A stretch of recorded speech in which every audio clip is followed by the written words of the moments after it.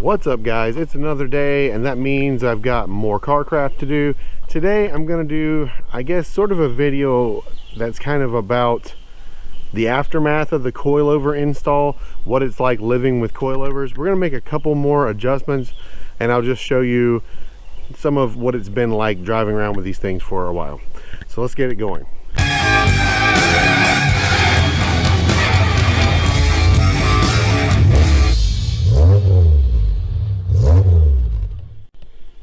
So the first thing we're going to correct today is the rear ride height. I'm just not super happy with it. It's a little bit higher than it should be. It makes it noticeably raked to the front. So what I've already done here is jacked up the vehicle on both sides, and I put these moving blankets down because it's better than sitting in the dirt. Then we're going to yank the wheels off, and what we're going to do is we're going to make a couple little adjustments to these coilovers. So here I've already taken the wheel off on the right side. And if you look here past the GXP rear brakes, you'll see the BCracing Coilovers. These have several adjustments. Now today, all I'm adjusting is ride height. There's a couple things that may be involved though. This adjustment right here is for your spring preload, which I'm not going to be messing with at all. I'm happy with that where it's at. This adjusts your sway bar end link height. If I go down too low, I may need to actually adjust that too, but we'll see how far we have to go. Then this is the collar that locks it against the base, and that's where you adjust ride height. So what I'm going to try to do is I'm going to try to go about 4 turns down on these coilovers, which isn't very much. If you count 4 threads, I mean, you're talking about probably that much. But so we're going to try to do that. Try to move this and this together when I do the ride height. Now, I have a chisel and a hammer in my hand. The reason why is because I lock these with a chisel. I do not leave them with just what I can turn them by hand. So you do have to knock them loose again, but that's better because you don't want these slipping while the car's being used. So that's why I'm doing it this way. So with all of these loose, just like that, it may turn at this point, but it's probably not going to. But what we're gonna do is take this tool on this one that's already locked and just kind of wiggle it and see if it's gonna move, which it's not. Now the reason why is these lower bolts. So what I'm gonna have to do is loosen this to get this turning, and then I can lower it down. So what I've got done now, we've loosened this top bolt, loosened that bottom bolt a little bit. Then right up here, all of these collars are loose. We're going to try to leave this where it is. It'll turn up as I turn this.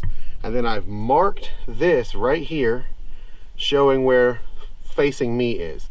And we're going to try to go 4 turns.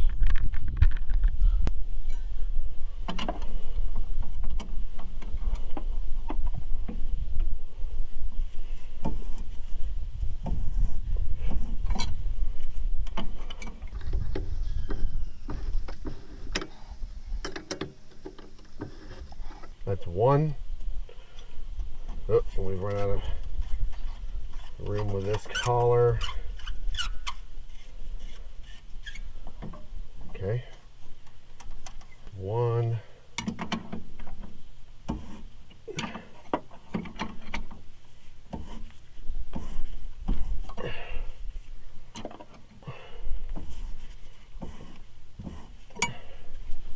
Double check that these are all loose.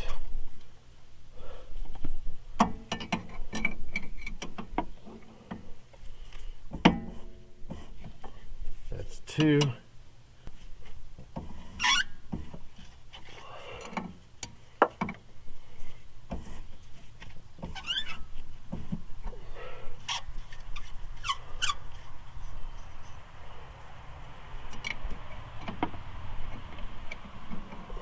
Three's coming up right now.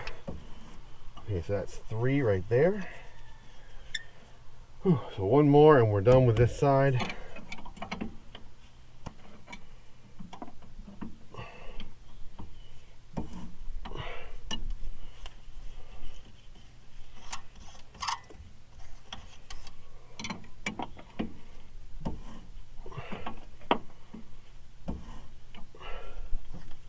We are almost there.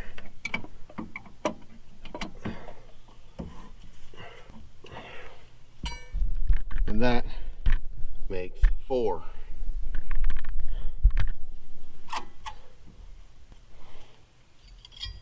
Then we're just gonna tighten these back down. I generally will snug these by hand first. Then just take the chisel or a punch and just punch them in there nice and tight like that. This side is done.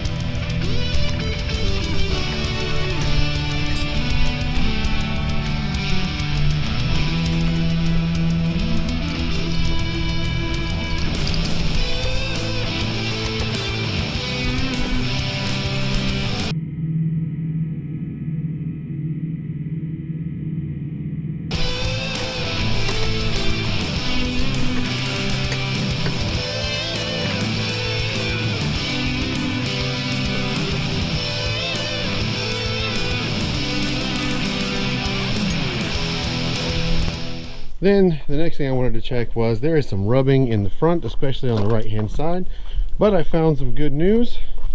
It's actually not too serious. This bolt, let's see if I can block that sun. This bolt right here is the only thing rubbing. So what I'm going to do, or at least what I'm going to try to do, is take this one screw out. Then I'm going to push that piece of the fender that it bolts to up just a little bit, and hopefully that'll be enough clearance that I don't have to raise the front up. And that is it. That's all I wanted to do today. Make a couple little minor adjustments. It just shows you they're not very hard to adjust. It's a pretty easy thing you can do with a couple jacks. And one of the good things about coilovers is the ability to fine tune them like that and put the ride height exactly where you want it.